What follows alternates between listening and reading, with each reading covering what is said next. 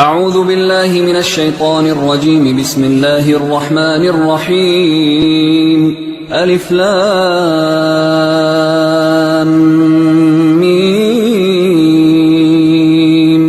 ذلك الكتاب لا ريب فيه هدى للمتقين الذين يؤمنون بالغيب ويقيمون الصلاة ومما رزقناهم ينفقون والذين يؤمنون بما أنزل إليك وما أنزل من قبلك وبالآخرة هم يوقنون أولئك على هدى من ربهم وأولئك هم المفلحون. إن الذين كفروا سواء عليهم أأنذرتهم أم لم تنذرهم لا يؤمنون. ختم الله على قلوبهم وعلى سمعهم وعلى أبصارهم غشاوة ولهم عذاب عظيم. ومن الناس من يقول آمنا بالله وباليوم الآخر وما هم بمؤمنين يخادعون الله والذين آمنوا وما يخدعون إلا أنفسهم وما يشعرون. في قلوبهم مرض فزادهم الله مرضا ولهم عذاب أليم بما كانوا يكذبون. وإذا قيل لهم لا تفسدوا في الأرض قالوا إنما نحن مصلحون ألا إنهم هم المفسدون ولكن لا يشعرون. وإذا قيل لهم آمنوا كما آمن الناس قالوا أنؤمن كما آمن السفهاء ألا إنهم هم السفهاء ولكن لا يعلمون. وإذا لقوا الذين آمنوا قالوا آمنا وإذا خلوا إلى شياطينهم قالوا إنا معكم إنما نحن مستهزئون. الله يستهزئ بهم ويمدهم في طغيانهم يعمهون. أولئك الذين اشتروا الضلالة بالهدى فما ربحت تجارتهم وما كانوا مهتدين. مثلهم كمثل الذي استوقد نارا فلما أضاءت ما حوله ذهب الله بنورهم وتركهم في ظلمات لا يبصرون. صم بكم عمي فهم لا يرجعون. أو كصيب من السماء فيه ظلمات ورعد وبرق يجعلون أصابعهم في آذانهم من الصواعق حذر الموت والله محيط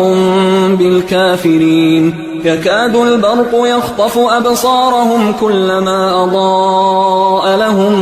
مشوا فيه وإذا أظلم عليهم قاموا ولو شاء الله لذهب بسمعهم وأبصارهم إن الله على كل شيء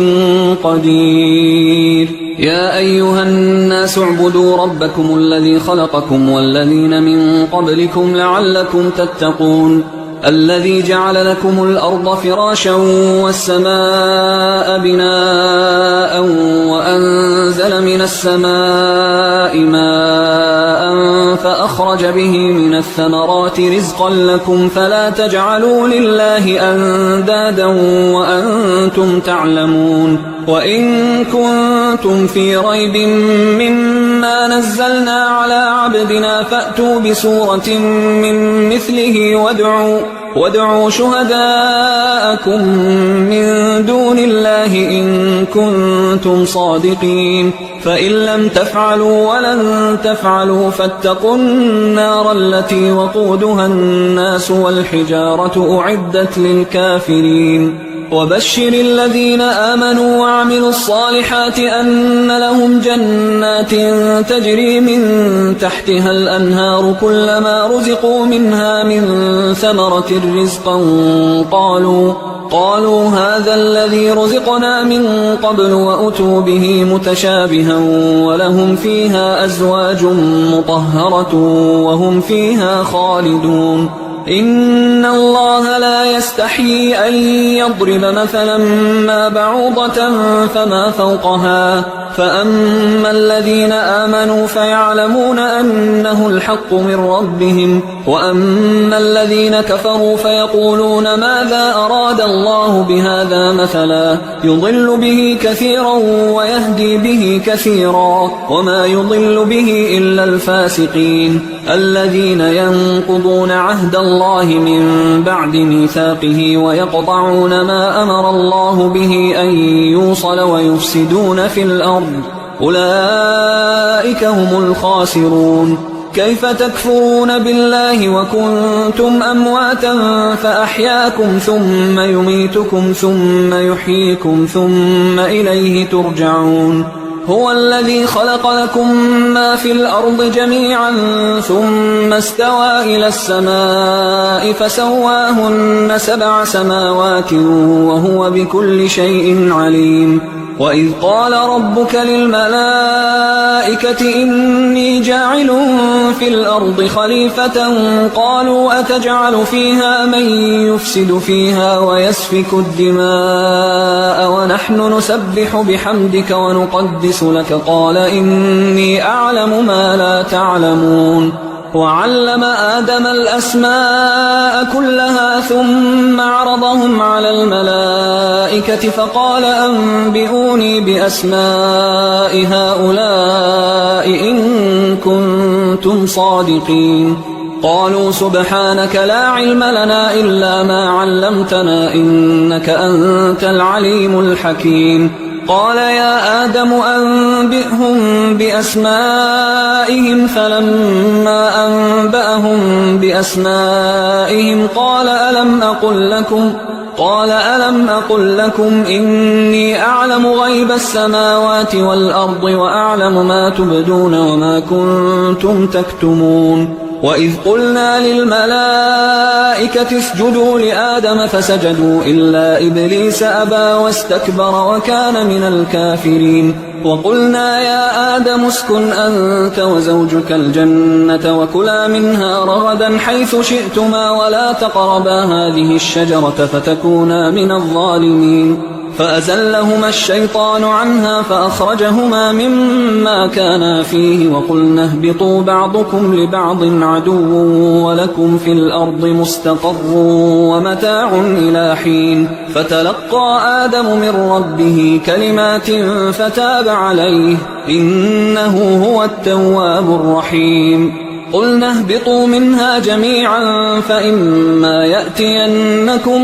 مني هدى فمن تبع هداي فلا خوف عليهم ولا هم يحزنون. والذين كفروا وكذبوا بآياتنا أولئك أصحاب النار هم فيها خالدون. يا بني إسرائيل اذكروا نعمتي التي أنعمت عليكم وأوفوا بعهدي أوف بعهدكم وإياي فارهبون. وآمنوا بما أنزلت مصدقا لما معكم ولا تكونوا أول كافر به ولا تشتروا بآياتي ثمنا قليلا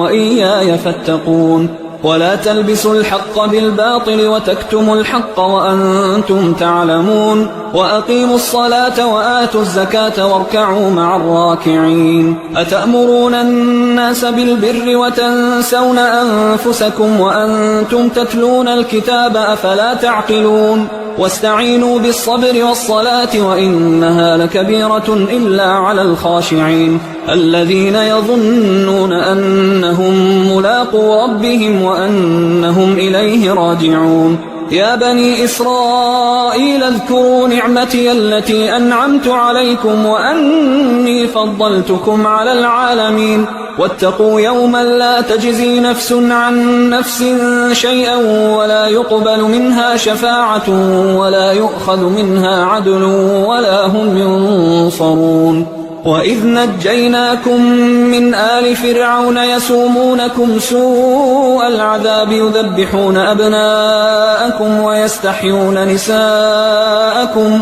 وفي ذلكم بلاء من ربكم عظيم. وإذ فرقنا بكم البحر فأنجيناكم وأغرقنا آل فرعون وأنتم تنظرون. وإذ واعدنا موسى 40 ليلة ثم اتخذتم العجل من بعده وأنتم ظالمون. ثم عفونا عنكم من بعد ذلك لعلكم تشكرون وإذ آتينا موسى الكتاب والفرقان لعلكم تهتدون وإذ قال موسى لقومه يا قوم إنكم ظلمتم أنفسكم باتخاذكم العجل فتوبوا إلى بارئكم فاقتلوا أنفسكم ذلكم خير لكم عند بارئكم فتاب عليكم إنه هو التواب الرحيم وإذ قلتم يا موسى لن نؤمن لك حتى نرى الله جهرة فأخذتكم الصاعقة وأنتم تنظرون ثم بعثناكم من بعد موتكم لعلكم تشكرون وظللنا عليكم الغمام وأنزلنا عليكم المن والسلوى كلوا من طيبات ما رزقناكم وما ظلمونا ولكن كانوا أنفسهم يظلمون وإذ قلنا ادخلوا هذه القرية فكلوا منها حيث شئتم رغدا وادخلوا الباب سجدا وقولوا حطة نغفر لكم خطاياكم وسنزيد المحسنين فبدل الذين ظلموا قولا غير الذي قيل لهم فأنزلنا على الذين ظلموا رجزا من السماء بما كانوا يفسقون وإذ استسقى موسى لقومه فقلنا اضرب بعصاك الحجر فانفجرت منه 12 عينا قد علم كل أناس مشربهم كلوا واشربوا من رزق الله ولا تعثوا في الأرض مفسدين وإذ قلتم يا موسى لن نصبر على طعام واحد فادع لنا ربك يخرج لنا مما تنبت الأرض من بقلها وقثائها وفومها وعدسها وبصلها قال أتستبدلون الذي هو أدنى بالذي هو خير اهبطوا مصرا فإن لكم ما سألتم وضربت عليهم الذلة والمسكنة وباءوا بغضب من الله ذلك بأنهم كانوا يكفرون بآيات الله ويقتلون النبيين بغير الحق ذلك بما عصوا وكانوا يعتدون إن الذين آمنوا والذين هادوا والنصارى والصابئين من آمن بالله واليوم الآخر وعمل صالحا فلهم أجرهم عند ربهم ولا خوف عليهم ولا هم يحزنون وإذ أخذنا ميثاقكم ورفعنا فوقكم الطور خذوا ما آتيناكم بقوة واذكروا ما فيه لعلكم تتقون ثم توليتم من بعد ذلك فلولا فضل الله عليكم ورحمته لكنتم من الخاسرين ولقد علمتم الذين اعتدوا منكم في السبت فقلنا لهم كونوا قردة خاسئين فجعلناها نكالا لما بين يديها وما خلفها وموعظة للمتقين وإذ قال موسى لقومه إن الله يأمركم أن تذبحوا بقرة قالوا أتتخذنا هزوا قال أعوذ بالله أن أكون من الجاهلين قالوا ادع لنا ربك يبين لنا ما هي قال إنه يقول إنها بقرة لا فارض ولا بكر عوان بين ذلك فافعلوا ما تؤمرون قالوا ادع لنا ربك يبين لنا ما لونها قال إنه يقول إنها بقرة صفراء فاقع لونها تسر الناظرين قالوا ادع لنا ربك يبين لنا ما هي إن البقرة شابه علينا وإنا إن شاء الله لمهتدون قال إنه يقول إنها بقرة لا ذلول تثير الأرض ولا تسقي الحرث مسلمة لا شية فيها قالوا الآن جئت بالحق فذبحوها وما كادوا يفعلون وإذ قتلتم نفسا فادارأتم فيها والله مخرج ما كنتم تكتمون فقلنا اضربوه ببعضها كذلك يحيي الله الموتى ويريكم آياته لعلكم تعقلون ثم قست قلوبكم من بعد ذلك فهي كالحجارة أو أشد قسوة وإن من الحجارة لما يتفجر منه الأنهار وإن منها لما يشقق فيخرج منه الماء وإن منها لما يهبط من خشية الله وما الله بغافل عما تعملون أفتطمعون أن يؤمنوا لكم وقد كان فريق منهم يسمعون كلام الله ثم يحرفونه من بعد ما عقلوه وهم يعلمون وإذا لقوا الذين آمنوا قالوا آمنا وإذا خلا بعضهم إلى بعض قالوا أتحدثونهم بما فتح الله عليكم ليحاجوكم به عند ربكم أفلا تعقلون أولا يعلمون أن الله يعلم ما يسرون وما يعلنون ومنهم أميون لا يعلمون الكتاب إلا أماني وإنهم إلا يظنون فويل للذين يكتبون الكتاب بأيديهم ثم يقولون هذا من عند الله ليشتروا به ثمنا قليلا فويل لهم مما كتبت أيديهم وويل لهم مما يكسبون وقالوا لن تمسنا النار إلا أياما معدودة قل أتخذتم عند الله عهدا فلن يخلف الله عهده أم تقولون على الله ما لا تعلمون بلى من كسب سيئة وأحاطت به خطيئته فأولئك أصحاب النار هم فيها خالدون والذين آمنوا وعملوا الصالحات أولئك أصحاب الجنة هم فيها خالدون وإذ أخذنا ميثاق بني إسرائيل لا تعبدون إلا الله وبالوالدين إحسانا وذي القربى واليتامى والمساكين وقولوا للناس حسنا وأقيموا الصلاة وآتوا الزكاة ثم توليتم إلا قليلا منكم وأنتم معرضون وإذ أخذنا ميثاقكم لا تسفكون دماءكم ولا تخرجون أنفسكم من دياركم ثم أقررتم وأنتم تشهدون ثم أنتم هؤلاء تقتلون أنفسكم وتخرجون فريقا منكم من ديارهم تظاهرون عليهم بالإثم والعدوان وإن يأتوكم أسارى تفادوهم وهو محرم عليكم إخراجهم أفتؤمنون ببعض الكتاب وتكفرون ببعض فما جزاء من يفعل ذلك منكم إلا خزي في الحياة الدنيا ويوم القيامة يردون إلى أشد العذاب وما الله بغافل عما تعملون أولئك الذين اشتروا الحياة الدنيا بالآخرة فلا يخفف عنهم العذاب ولا هم ينصرون ولقد آتينا موسى الكتاب وقفينا من بعده بالرسل وآتينا عيسى ابن مريم البينات وأيدناه بروح القدس أفكلما جاءكم رسول بما لا تهوى أنفسكم استكبرتم ففريقا كذبتم وفريقا تقتلون وقالوا قلوبنا غلف بل لعنهم الله بكفرهم فقليلا ما يؤمنون ولما جاءهم كتاب من عند الله مصدق لما معهم وكانوا من قبل يستفتحون على الذين كفروا فلما جاءهم ما عرفوا كفروا به فلعنة الله على الكافرين بئس ما اشتروا به أنفسهم أن يكفروا بما أنزل الله بغيا أن ينزل الله من فضله على من يشاء من عباده فباءوا بغضب على غضب وللكافرين عذاب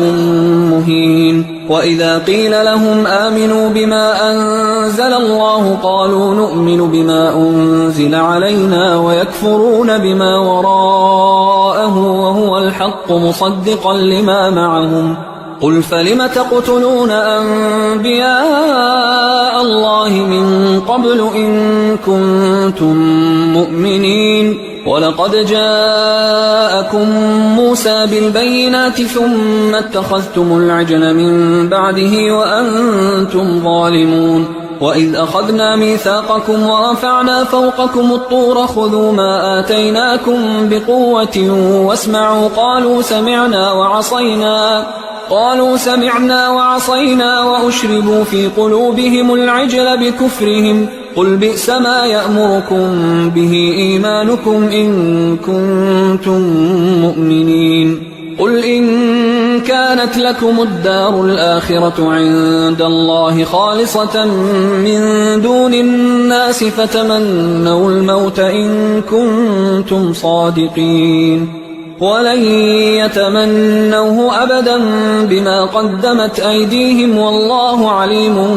بالظالمين ولتجدنهم أحرص الناس على حياة ومن الذين أشركوا يود أحدهم لو يعمر 1000 سنة وما هو بمزحزحه من العذاب أن يعمر والله بصير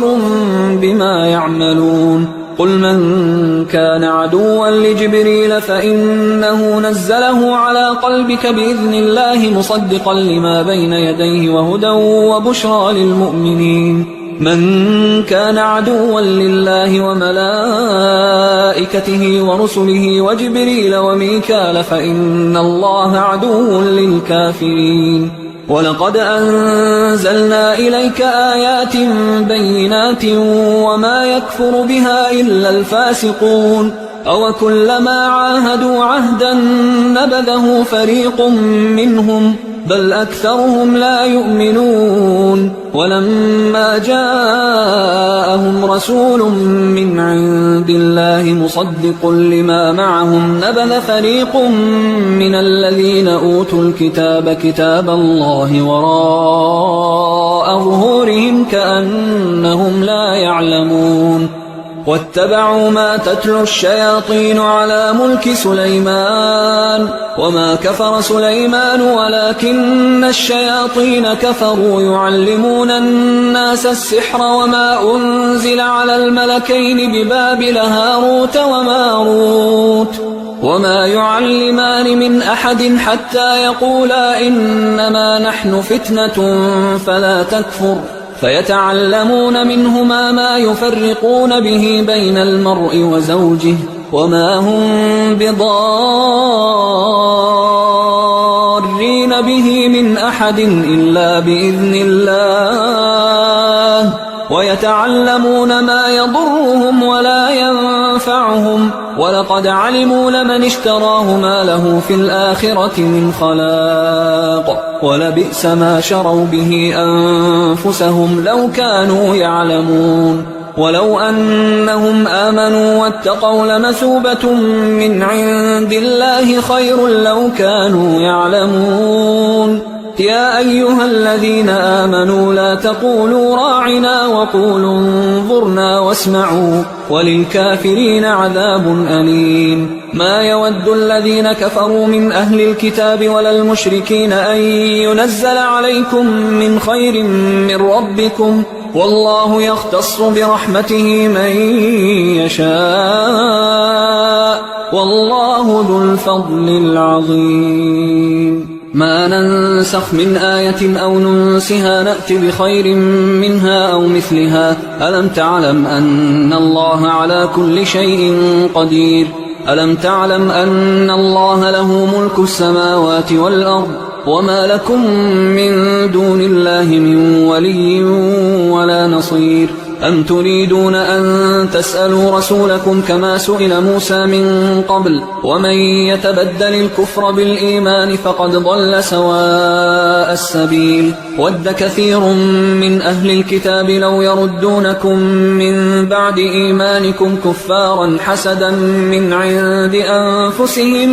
من بعد ما تبين لهم الحق فاعفوا واصفحوا حتى يأتي الله بأمره إن الله على كل شيء قدير وأقيموا الصلاة وآتوا الزكاة وما تقدموا لأنفسكم من خير تجدوه عند الله إن الله بما تعملون بصير. وقالوا لن يدخل الجنة إلا من كان هودا أو نصارى تلك أمانيهم قل هاتوا برهانكم إن كنتم صادقين بلى من أسلم وجهه لله وهو محسن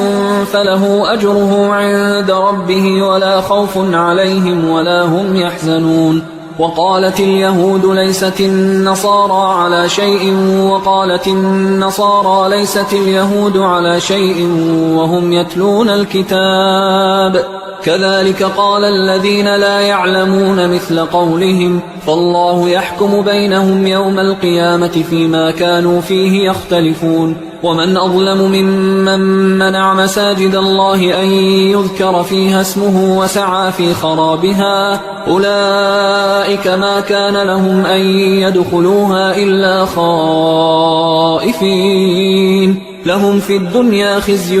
ولهم في الآخرة عذاب عظيم. ولله المشرق والمغرب فأينما تولوا فثم وجه الله إن الله واسع عليم. وقالوا اتخذ الله ولدا سبحانه بل له ما في السماوات والأرض كل له قانتون بديع السماوات والأرض وإذا قضى أمرا فإنما يقول له كن فيكون. وقال الذين لا يعلمون لولا يكلمنا الله أو تأتينا آية كذلك قال الذين من قبلهم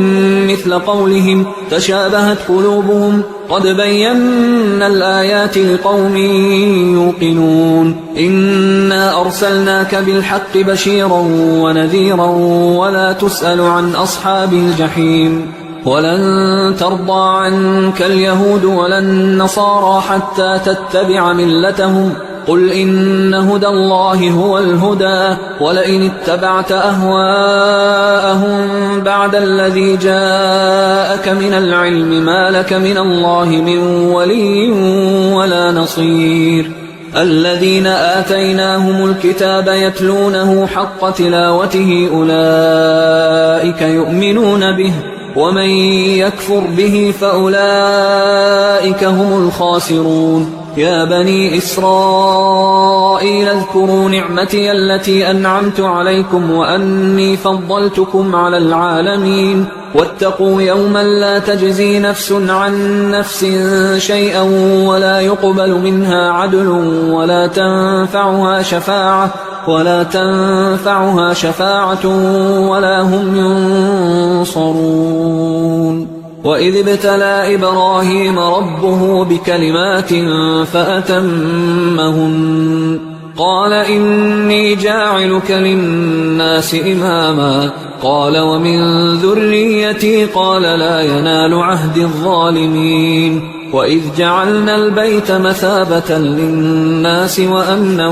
واتخذوا من مقام إبراهيم مصلى وعهدنا إلى إبراهيم وإسماعيل أن طهرا بيتي للطائفين والعاكفين والركع السجود. وإذ قال إبراهيم رب اجعل هذا بلدا آمنا وارزق أهله من الثمرات من آمن منهم بالله واليوم الآخر قال ومن كفر فأمتعه قليلا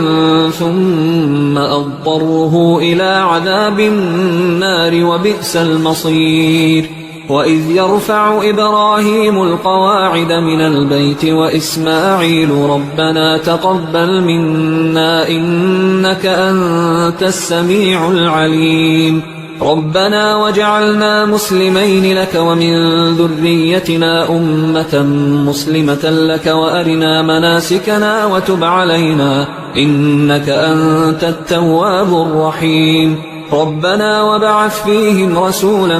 منهم يتلو عليهم آياتك ويعلمهم الكتاب والحكمة ويزكيهم إنك أنت العزيز الحكيم. ومن يرغب عن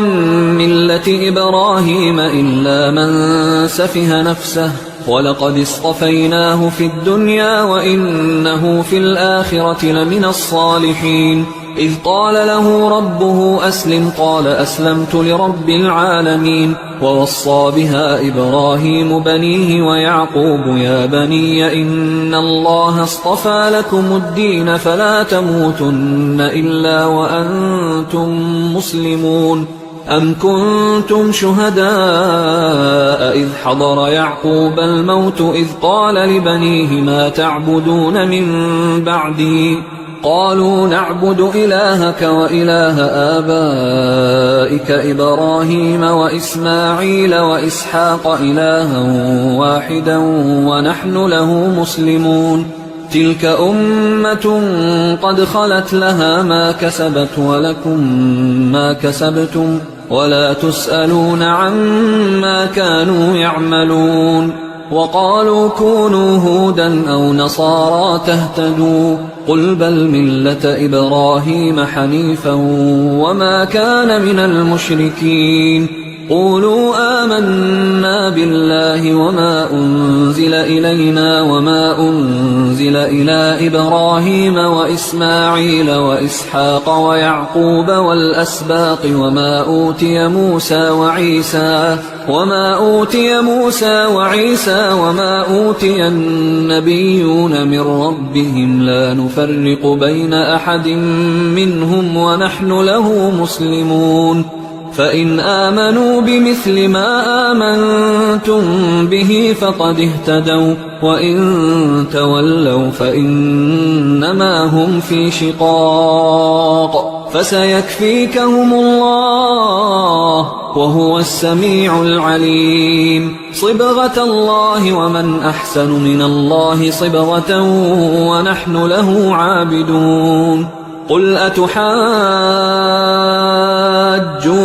في الله وهو ربنا وربكم ولنا أعمالنا ولكم أعمالكم ونحن له مخلصون أم تقولون إن إبراهيم وإسماعيل وإسحاق ويعقوب والأسباط كانوا هودا أو نصارى قل أأنتم أعلم أم الله ومن أظلم ممن كتم شهادة عنده من الله وما الله بغافل عما تعملون تلك أمة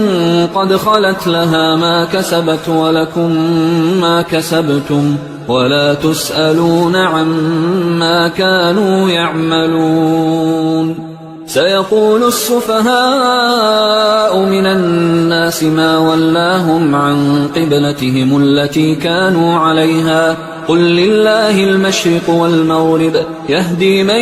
يشاء إلى صراط مستقيم وكذلك جعلناكم أمة وسطا لتكونوا شهداء على الناس ويكون الرسول عليكم شهيدا وما جعلنا القبلة التي كنت عليها إلا لنعلم من يتبع الرسول ممن ينقلب على عقبيه وإن كانت لكبيرة إلا على الذين هدى الله وما كان الله ليضيع إيمانكم إن الله بالناس لرؤوف رحيم قد نرى تقلب وجهك في السماء فلنولينك قبلة ترضاها فول وجهك شطر المسجد الحرام وحيث ما كنتم فولوا وجوهكم شطره وإن الذين أوتوا الكتاب ليعلمون أنه الحق من ربهم وما الله بغافل عما يعملون ولئن أتيت الذين أوتوا الكتاب بكل آية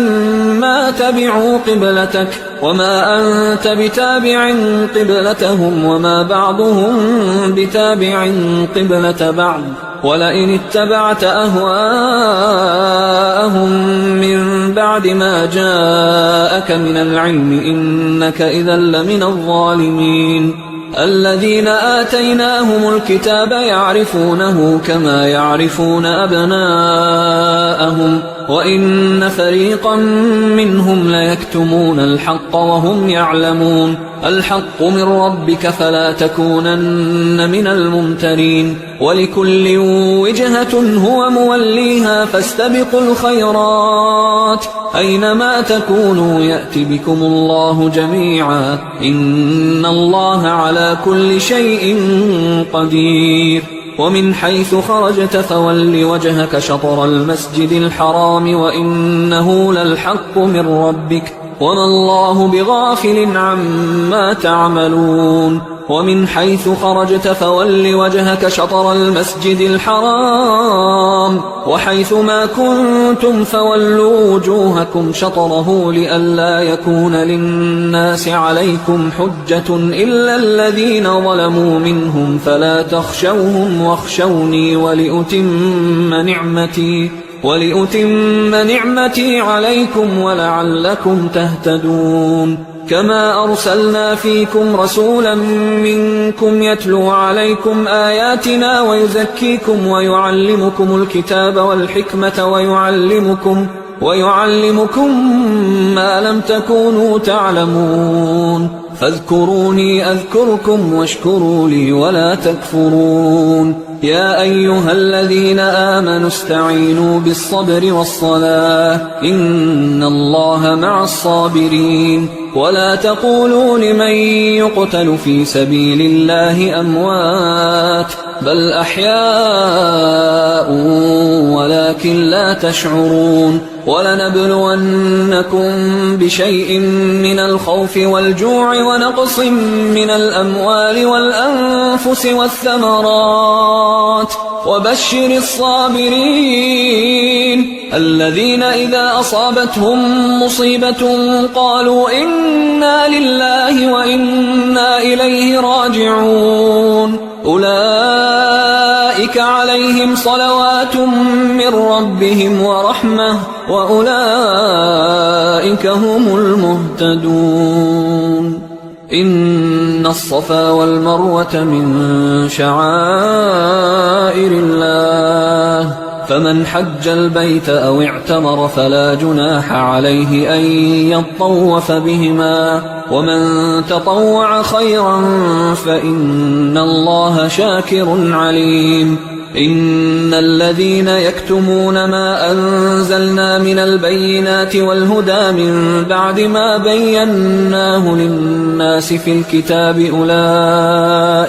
أولئك يلعنهم الله ويلعنهم اللاعنون إلا الذين تابوا وأصلحوا وبينوا فأولئك أتوب عليهم وأنا التواب الرحيم إن الذين كفروا وماتوا وهم كفار أولئك عليهم لعنة الله والملائكة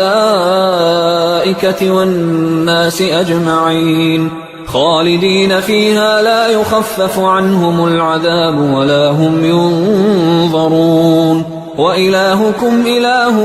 واحد لا إله إلا هو الرحمن الرحيم إن في خلق السماوات والأرض واختلاف الليل والنهار والفلك التي تجري في البحر بما ينفع الناس وما أنزل الله من السماء من ماء فأحيا به الأرض بعد موتها وبث فيها من كل دابة وتصريف الرياح والسحاب المسخر بين السماء والأرض لآيات لقوم يعقلون ومن الناس من يتخذ من دون الله أندادا يحبونهم كحب الله والذين آمنوا أشد حبا لله ولو يرى الذين ظلموا إذ يرون العذاب أن القوة لله جميعا وأن الله شديد العذاب إذ تبرأ الذين اتبعوا من الذين اتبعوا ورأوا العذاب وتقطعت بهم الأسباب وقال الذين اتبعوا لو أن لنا كرة فنتبرأ منهم كما تبرأوا منا كذلك يريهم الله أعمالهم حسرات عليهم وما هم بخارجين من النار يا أيها الناس كلوا مما في الأرض حلالا طيبا ولا تتبعوا خطوات الشيطان إنه لكم عدو مبين إنما يأمركم بالسوء والفحشاء وأن تقولوا على الله ما لا تعلمون وإذا قيل لهم اتبعوا ما أنزل الله قالوا بل نتبع ما ألفينا عليه آباءنا أولو كان آباؤهم لا يعقلون شيئا ولا يهتدون ومثل الذين كفروا كمثل الذي ينعق بما لا يسمع إلا دعاء ونداء صم بكم عمي فهم لا يعقلون يا أيها الذين آمنوا كلوا من طيبات ما رزقناكم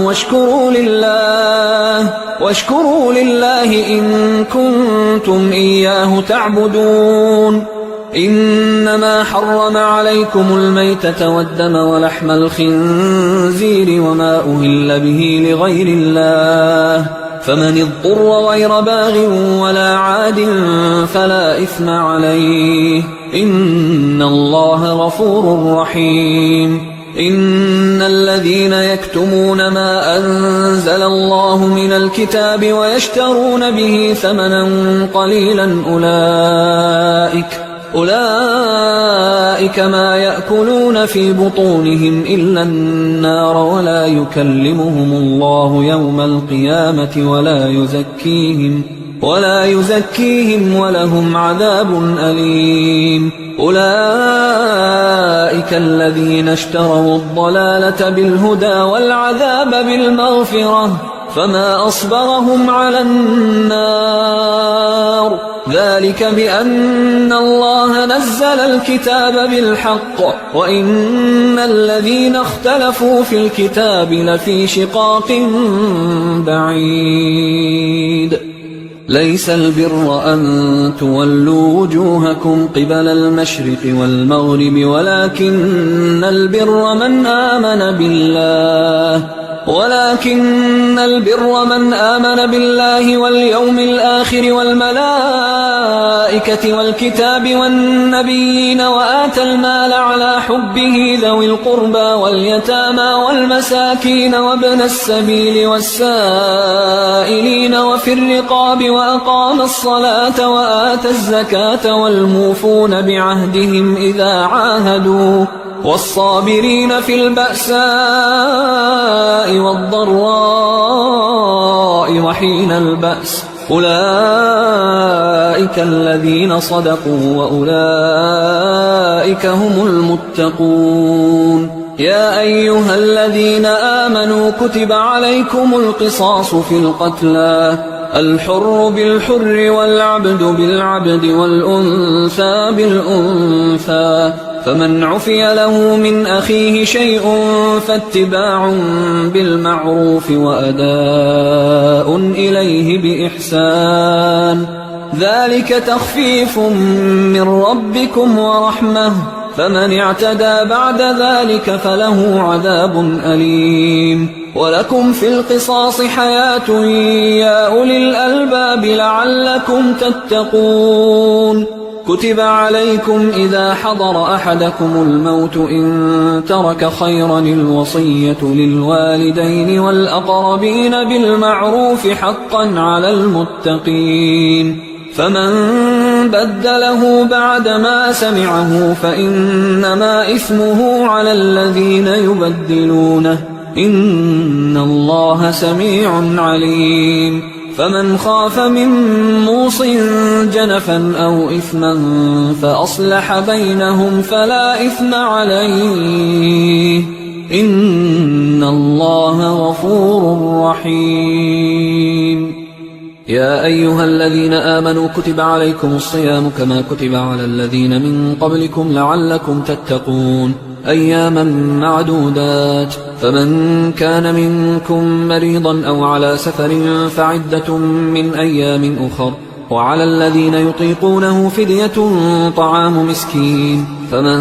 تطوع خيرا فهو خير له، وأن تصوموا خير لكم إن كنتم تعلمون. شهر رمضان الذي أنزل فيه القرآن هدى للناس وبينات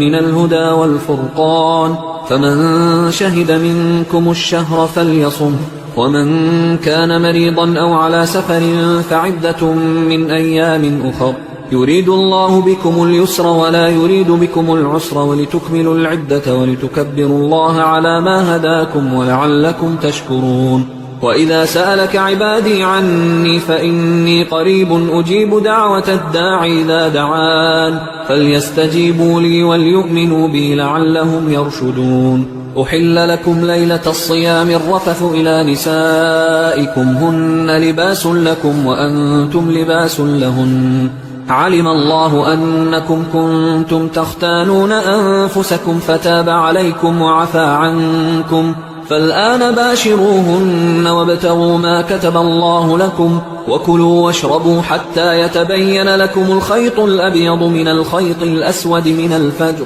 ثم أتموا الصيام إلى الليل، ولا تباشروهن وأنتم عاكفون في المساجد، تلك حدود الله فلا تقربوها، كذلك يبين الله آياته للناس لعلهم يتقون. ولا تأكلوا أموالكم بينكم بالباطل وتدلوا بها إلى الحكام لتأكلوا فريقا من أموال الناس بالإثم وأنتم تعلمون. يسألونك عن الأهلة قل هي مواقيت للناس والحج، وليس البر بأن تأتوا البيوت من ظهورها ولكن البر من اتقى، وأتوا البيوت من أبوابها واتقوا الله لعلكم تفلحون. وقاتلوا في سبيل الله الذين يقاتلونكم ولا تعتدوا إن الله لا يحب المعتدين. وقتلوهم حيث ثقفتموهم وأخرجوهم من حيث أخرجوكم والفتنة أشد من القتل، ولا تقاتلوهم عند المسجد الحرام حتى يقاتلوكم فيه، فإن قاتلوكم فاقتلوهم، كذلك جزاء الكافرين، فإن انتهوا فإن الله غفور رحيم. وقاتلوهم حتى لا تكون فتنة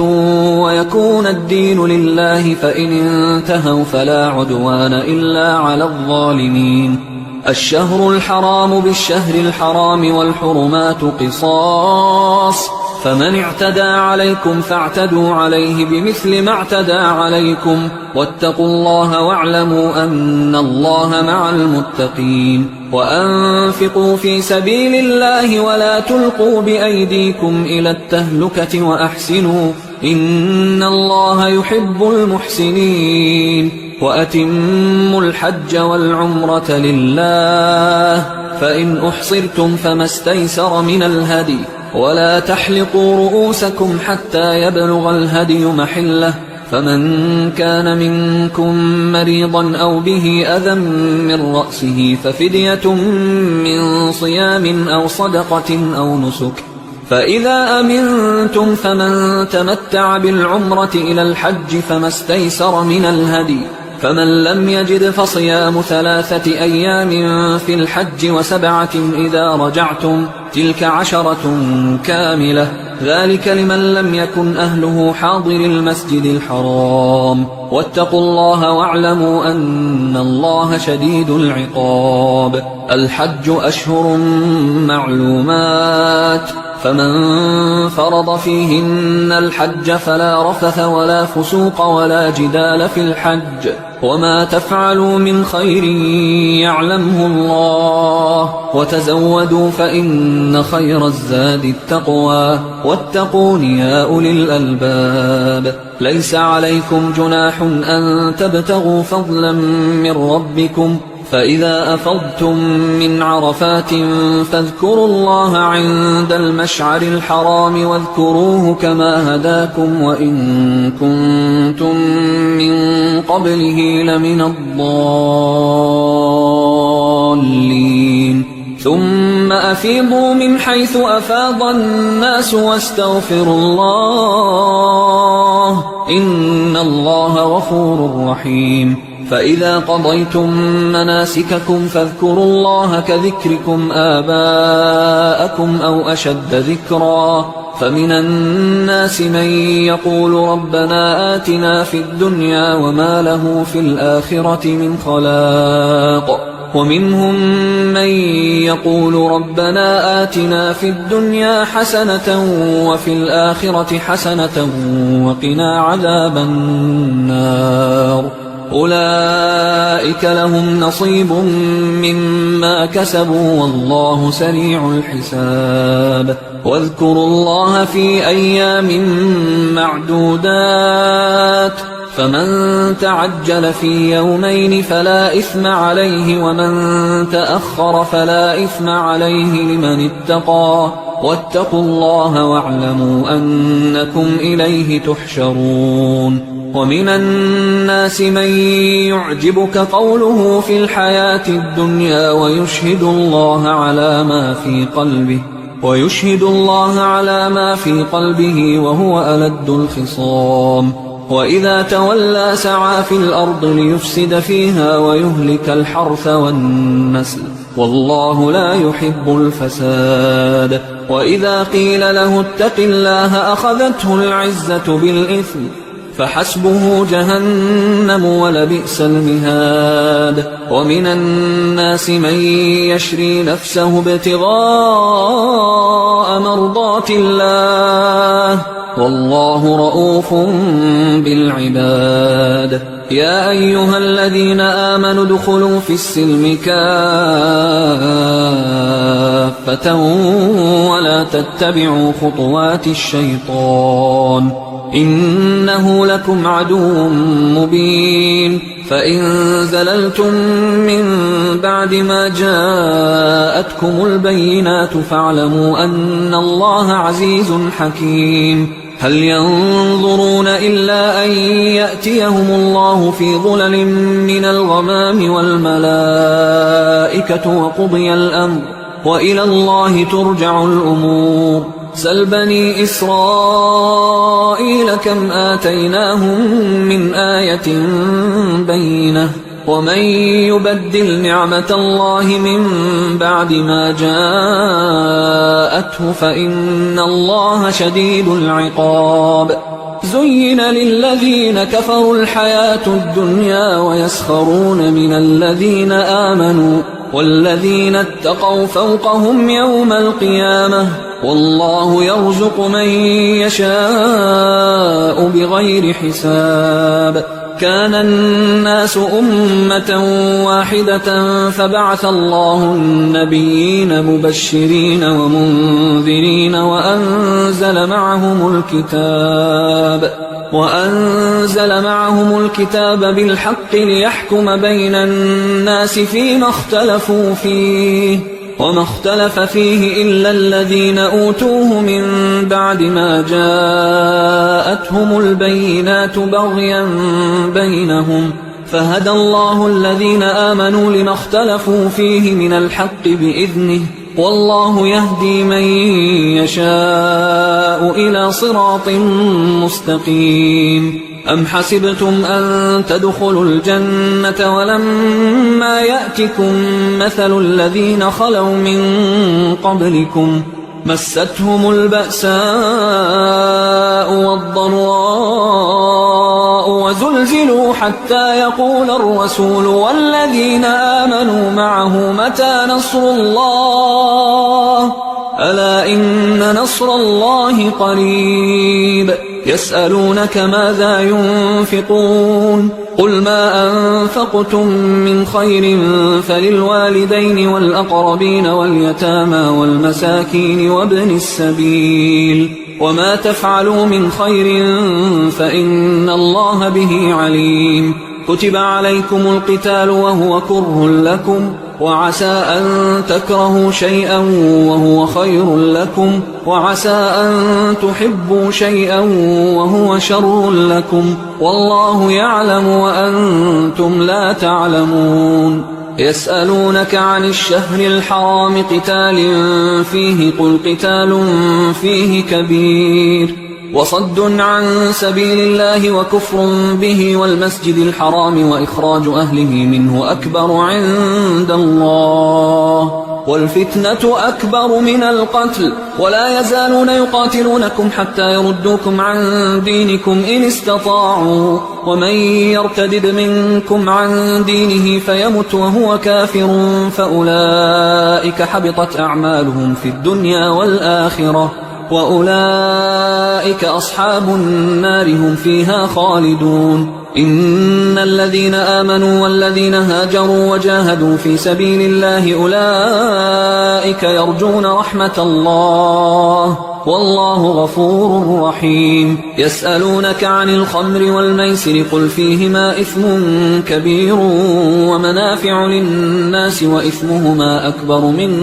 نفعهما ويسألونك ماذا ينفقون قل العفو كذلك يبين الله لكم الآيات لعلكم تتفكرون في الدنيا والآخرة ويسألونك عن اليتامى قل إصلاح لهم خير وإن تخالطوهم فإخوانكم والله يعلم المفسد من المصلح ولو شاء الله لأعنتكم إن الله عزيز حكيم ولا تنكحوا المشركات حتى يؤمنوا ولأمة مؤمنة خير من مشركة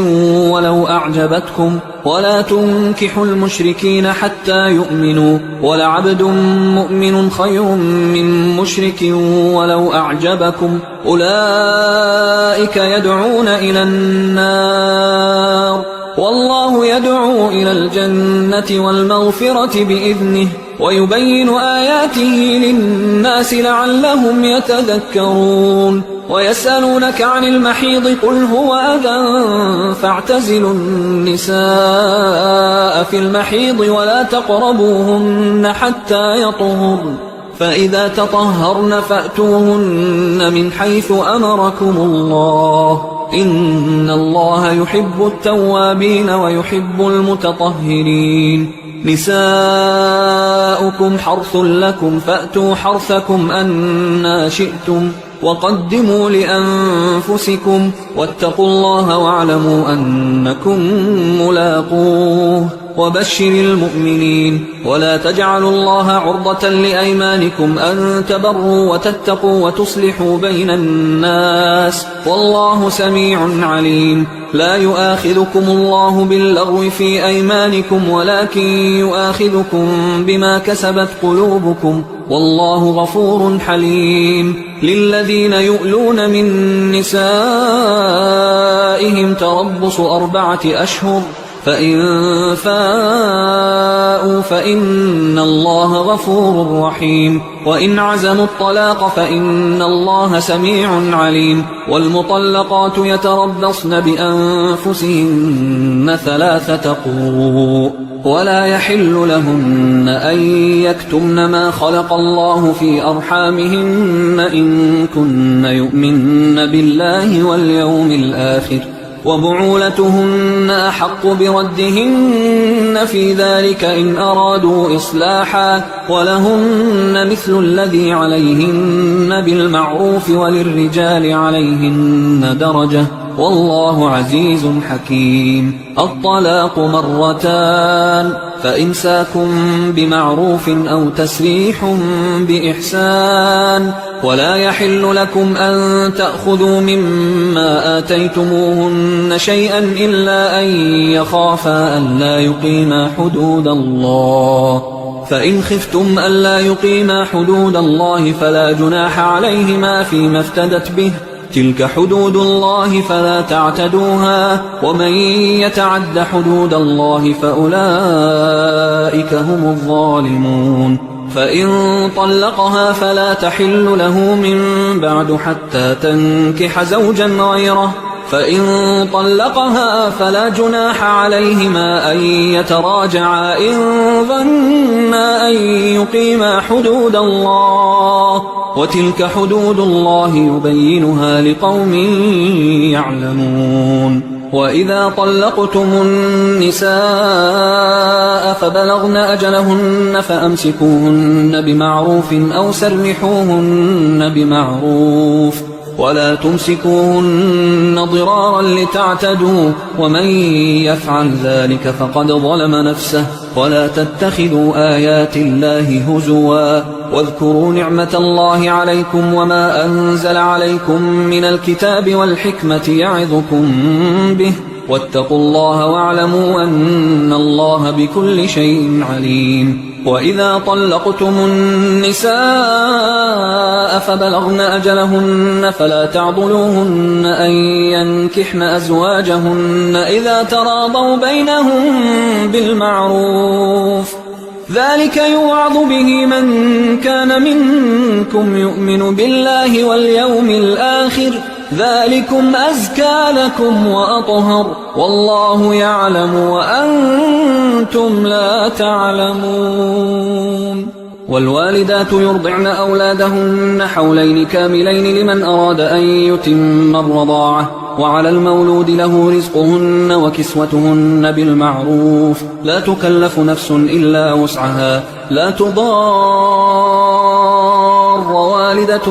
بولدها ولا مولود له بولده وعلى الوارث مثل ذلك فإن أرادا فصالا عن تراض منهما وتشاور فلا جناح عليهما وإن أردتم أن تسترضعوا أولادكم فلا جناح عليكم إذا سلمتم ما آتيتم بالمعروف واتقوا الله واعلموا أن الله بما تعملون بصير والذين يتوفون منكم ويذرون أزواجا يتربصن بأنفسهن 4 أشهر و10 فإذا بلغن أجلهن فلا جناح عليكم فيما فعلن في أنفسهن بالمعروف والله بما تعملون خبير ولا جناح عليكم فيما عرضتم به من خطبة النساء أو أكننتم في أنفسكم علم الله أنكم ستذكرونهن ولكن لا تواعدوهن سرا إلا أن تقولوا قولا معروفا ولا تعزموا عقدة النكاح حتى يبلغ الكتاب أجله واعلموا أن الله يعلم ما في أنفسكم فاحذروه واعلموا أن الله غفور حليم لا جناح عليكم إن طلقتم النساء ما لم تمسوهن أو تفرضوا لهن فريضة ومتعوهن على الموسع قدره وعلى المقتر قدره متاعا بالمعروف حقا على المحسنين وإن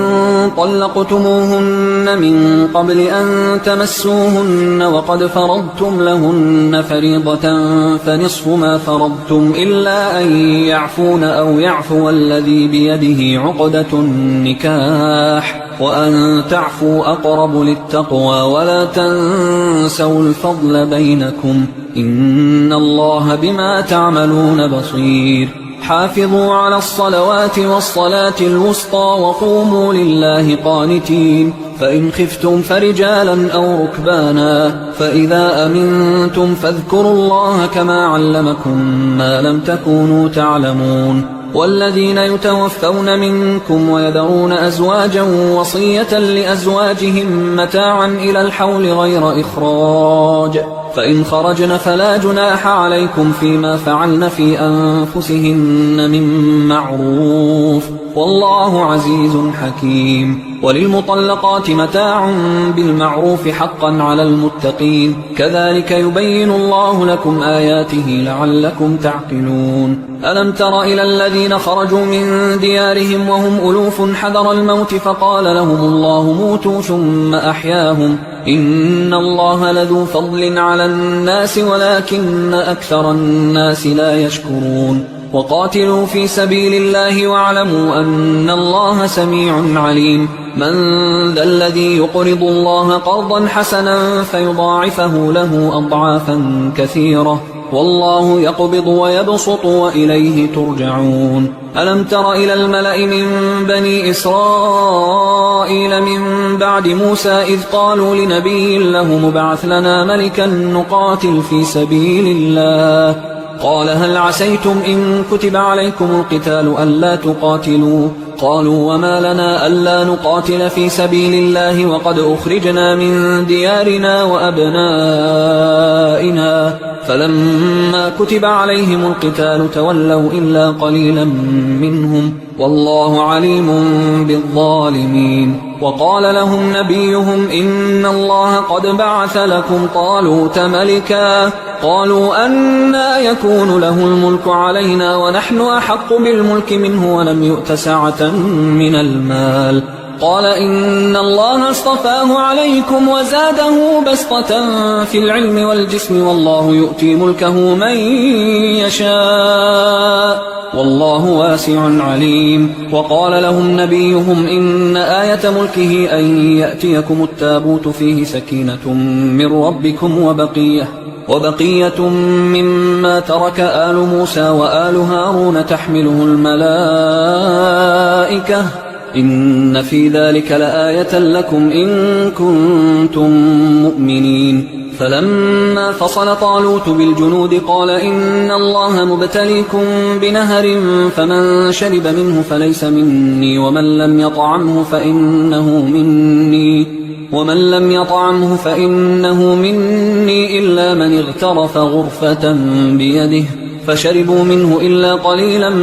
منهم فلما جاوزه هو والذين آمنوا معه قالوا لا طاقة لنا اليوم بجالوت وجنوده قال الذين يظنون أنهم ملاقوا الله كم من فئة قليلة غلبت فئة كثيرة بإذن الله والله مع الصابرين ولما برزوا لجالوت وجنوده قالوا ربنا أفرغ علينا صبرا وثبت أقدامنا وانصرنا على القوم الكافرين فهزموهم بإذن الله وقتل داود جالوت وآتاه الله الملك والحكمة وعلمه مما يشاء ولولا دفع الله الناس بعضهم ببعض لفسدت الأرض ولكن الله ذو فضل على العالمين تلك آيات الله نتلوها عليك بالحق وإنك لمن المرسلين تلك الرسل فضلنا بعضهم على بعض منهم من كلم الله ورفع بعضهم درجات وآتينا عيسى ابن مريم البينات وأيدناه بروح القدس ولو شاء الله ما اقتتل الذين من بعدهم من بعد ما جاءتهم البينات ولكن اختلفوا فمنهم من آمن ومنهم من كفر ولو شاء الله ما اقتتلوا ولكن الله يفعل ما يريد يا أيها الذين آمنوا أنفقوا مما رزقناكم من قبل أن يأتي يوم لا بيع فيه ولا خلة ولا شفاعة والكافرون هم الظالمون الله لا إله إلا هو الحي القيوم لا تأخذه سنة ولا نوم له ما في السماوات وما في الأرض من ذا الذي يشفع عنده إلا بإذنه يعلم ما بين أيديهم وما خلفهم ولا يحيطون بشيء من علمه إلا بما شاء وسع كرسيه السماوات والأرض ولا يؤوده حفظهما وهو العلي العظيم لا إكراه في الدين قد تبين الرشد من الغي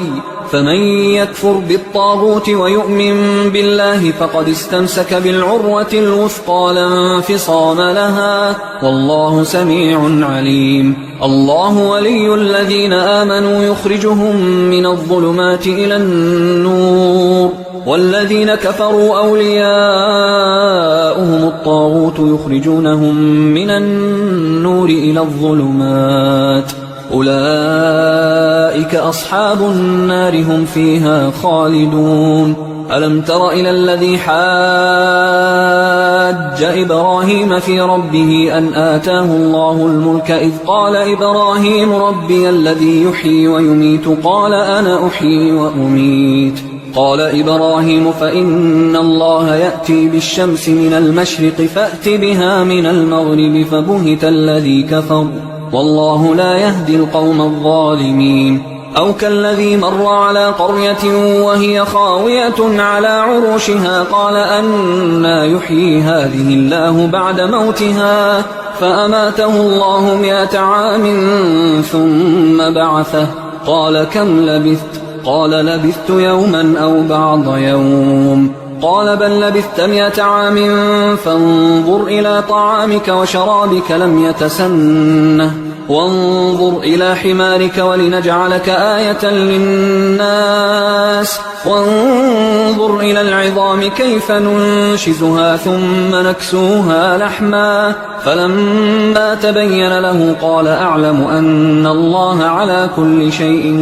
قدير وإذ قال إبراهيم رب أرني كيف تحيي الموتى قال أولم تؤمن قال بلى ولكن ليطمئن قلبي قال فخذ 4 من الطير فصرهن إليك ثم اجعل على كل جبل منهن جزءا ثم ادعهن يأتينك سعيا واعلم أن الله عزيز حكيم مثل الذين ينفقون أموالهم في سبيل الله كمثل حبة أنبتت 7 سنابل في كل سنبلة 100 حبة والله يضاعف لمن يشاء والله واسع عليم الذين ينفقون أموالهم في سبيل الله ثم لا يتبعون ما أنفقوا منا ولا أذى لهم أجرهم عند ربهم ولا خوف عليهم ولا هم يحزنون قول معروف ومغفرة خير من صدقة يتبعها أذى والله غني حليم يا أيها الذين آمنوا لا تبطلوا صدقاتكم بالمن والأذى كالذي ينفق ماله رئاء الناس ولا يؤمن بالله واليوم الآخر فمثله كمثل صفوان عليه تراب فأصابه وابل فتركه صلدا لا يقدرون على شيء مما كسبوا والله لا يهدي القوم الكافرين ومثل الذين ينفقون أموالهم ابتغاء مرضات الله وتثبيتا من أنفسهم كمثل جنة بربوة أصابها وابل فآتت أكلها ضعفين فإن لم يصبها وابل فطل والله بما تعملون بصير أيود أحدكم أن تكون له جنة من نخيل وأعناب تجري من تحتها الأنهار له فيها من كل الثمرات وأصابه الكبر وله ذرية ضعفاء فأصابها إعصار فيه نار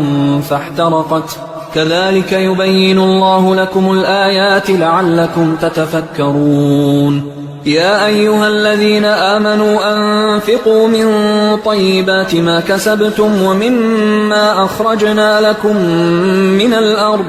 ولا تيمموا الخبيث منه تنفقون ولستم بآخذيه إلا أن تغمضوا فيه واعلموا أن الله غني حميد الشيطان يعدكم الفقر ويأمركم بالفحشاء والله يعدكم مغفرة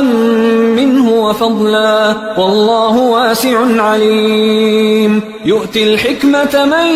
يشاء ومن يؤت الحكمة فقد أوتي خيرا كثيرا وما يذكر إلا أولو الألباب وما أنفقتم من نفقة أو نذرتم من نذر فإن الله يعلمه وما للظالمين من أنصار إن تبدوا الصدقات فنعما هي وإن تخفوها وتؤتوها الفقراء فهو خير لكم ويكفر عنكم من سيئاتكم والله بما تعملون خبير ليس عليك هداهم ولكن الله يهدي من يشاء وما تنفقوا من خير فلأنفسكم وما تنفقون إلا ابتغاء وجه الله وما تنفقوا من خير يوفى إليكم وأنتم لا تظلمون للفقراء الذين أحصروا في سبيل الله لا يستطيعون ضربا في الأرض يحسبهم الجاهل أغنياء من التعفف تعرفهم بسيماهم لا يسألون الناس إلحافا وما تنفقوا من خير فإن الله به عليم الذين ينفقون أموالهم بالليل والنهار سرا وعلانية فلهم أجرهم عند ربهم ولا خوف عليهم ولا هم يحزنون الذين يأكلون الربا لا يقومون إلا كما يقوم الذي يتخبطه الشيطان من المس ذلك بأنهم قالوا إنما البيع مثل الربا وأحل الله البيع وحرم الربا فمن جاءه موعظة من ربه فانتهى فله ما سلف وأمره إلى الله ومن عاد فأولئك أصحاب النار هم فيها خالدون يمحق الله الربا ويربي الصدقات والله لا يحب كل كفار أثيم إن الذين آمنوا وعملوا الصالحات وأقاموا الصلاة وآتوا الزكاة لهم أجرهم عند ربهم ولا خوف عليهم ولا هم يحزنون يا أيها الذين آمنوا اتقوا الله وذروا ما بقي من الربا إن كنتم مؤمنين فإن لم تفعلوا فأذنوا بحرب من الله ورسوله وإن تبتم فلكم رؤوس أموالكم لا تظلمون ولا تظلمون وإن كان ذو عسرة فنظرة إلى ميسرة وأن تصدقوا خير لكم إن كنتم تعلمون واتقوا يوما ترجعون فيه إلى الله ثم توفى كل نفس ما كسبت وهم لا يظلمون يا أيها الذين آمنوا إذا تداينتم بدين إلى أجل مسمى فاكتبوه وليكتب بينكم كاتب بالعدل ولا يأب كاتب أن يكتب كما علمه الله فليكتب وليملل الذي عليه الحق وليتق الله ربه ولا يبخس منه شيئا فإن كان الذي عليه الحق سفيها أو ضعيفا أو لا يستطيع أن يمله فليملل وليه بالعدل واستشهدوا شهيدين من رجالكم فإن لم يكونا رجلين فرجل وامرأتان ممن ترضون من الشهداء أن تضل إحداهما فتذكر إحداهما الأخرى ولا يأبى الشهداء إذا ما دعوا ولا تسأموا أن تكتبوه صغيرا أو كبيرا إلى أجله ذلكم أقسط عند الله وأقوم للشهادة وأدنى أن لا ترتابوا إلا أن تكون تجارة حاضرة تديرونها بينكم فليس عليكم جناح ألا تكتبوها وأشهدوا إذا تبايعتم ولا يضار كاتب ولا شهيد وإن تفعلوا فإنه فسوق بكم واتقوا الله ويعلمكم الله والله بكل شيء عليم. وإن كنتم على سفر ولم تجدوا كاتبا فرهان مقبوضة، فإن أمن بعضكم بعضا فليؤدي الذي اؤتمن أمانته وليتق الله ربه ولا تكتموا الشهادة، ومن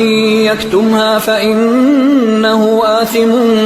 قلبه والله بما تعملون عليم. لله ما في السماوات وما في الأرض، وإن تبدوا ما في أنفسكم أو تخفوه يحاسبكم